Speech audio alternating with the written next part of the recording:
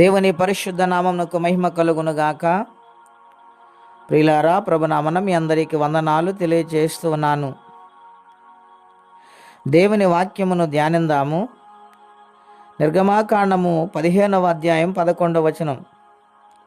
యెహోవా, వేల్పులలో నీ వంటి వాడెవడు? పరిశుద్ధతను బట్టి నీవు మహనీయుడవు, స్తుతి కీర్తనలు బట్టి పూజ్యుడవు.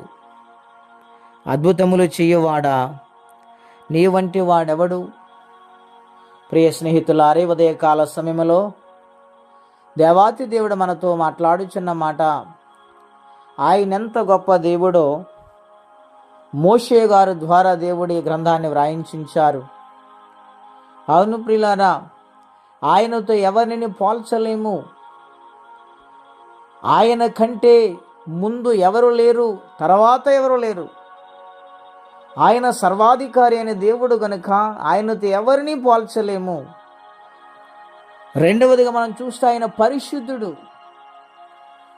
ఆయన పరిశుద్ధతలో మహనీయుడై ఉన్నాడు గనుక మనం ఆరాధిస్తున్న దేవుడు పరిశుద్ధుడు. ఆయన చేసే పని ఏమిటంటే అద్భుతాలు చేసే దేవుడు, ఆశ్చర్యకార్యములు చేసే దేవుడు, సహాయము చేసే దేవుడు. ఎవరికి? సర్వ మానవాళికి ఆయన అద్భుతాలు చేస్తాడు. ఆయన ఆశ్రయించిన వారికి మేలు చేస్తారు. గనుక మనం ఆరాధిస్తున్న దేవదేవుణ్ణి పరిశుద్ధతలోను వేల్పులలోను ఆయన ఘనపరిచే వారిగా ప్రతినిత్యం మనం ఉండాలని ప్రభు పేరట మీకు మనవి చేయుచున్నాను. మన జీవితాల్లో అద్భుతాలు జరగాలంటే ఆయన సన్నిధానముల నమ్మకంగా బ్రతికు వారిగా మారాలి.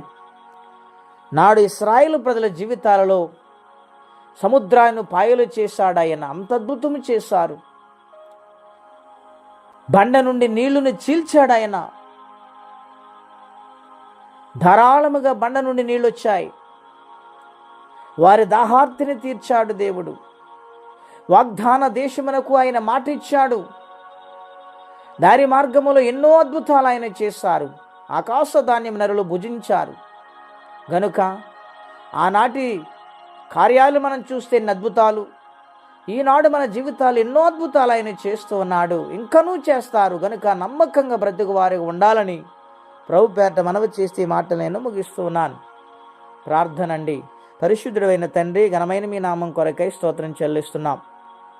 నీ సన్నిధానములో ప్రభు మేము ప్రార్థిస్తుండగా అనేకమైన ఆశ్చర్య కార్యములు జరిగిస్తున్న దేవా, ఇంకను నీ కొరకు బ్రతుకు జీవితం మాకు దయచేయండి. పరిశుద్ధుడా, నీతో సమమైన వారెవరు నాయనా? నీవు పూజ్యుడవు తండ్రి, పూజార్హుడవు. నిన్ను ఘనపరుస్తుండగా మా ప్రార్థన ఆలకించండి. ఎవరైనా కష్టముల బాధలు ఇబ్బందులు ఉంటే వారికి సహాయం చేయమని, ఈ దినము దీవెనకరంగా మార్చమని యేసుక్రీస్తు వారి పుణ్యనామములో ప్రార్థించి స్తుతించి వేడుచున్నాము తండ్రి. ఆమెన్. దేవుడు దీవించును గాక. ఆమెన్.